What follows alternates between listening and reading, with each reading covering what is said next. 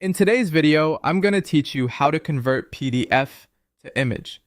If you've ever needed a quick way to share a single page from a document, drop a graphic into a presentation, or post a snapshot of a form without letting anyone edit it, converting a PDF to an image is the simplest path. We'll use Adobe Acrobat for this, and the process is fast, consistent, and beginner-friendly. Start by opening your PDF in Adobe Acrobat. With the file open, head to the top menu and click File. From there, move down to Export to and choose Image. This is where you decide what kind of image you want to create from your PDF. You'll see common formats like JPG and PNG. Here's how to choose between them. JPG is ideal for photos and richly colored pages because it compresses the file to keep the size smaller. It's great for emailing or uploading when speed matters. PNG is the better choice for graphics, logos, charts, or anything with sharp lines and text, and it supports transparency if your design needs a clear background. If you're unsure, think about your end use. JPG for general sharing, PNG for clarity and design work.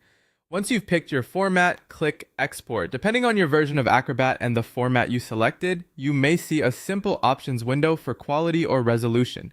If it appears, choose the quality that fits your needs. Higher quality produces a crisper image at a larger file size. Lower quality keeps the file small but may soften details. If no options appear, don't worry. Acrobat will apply sensible defaults that work well for most purposes. Next, choose where you want to save the new image file on your computer.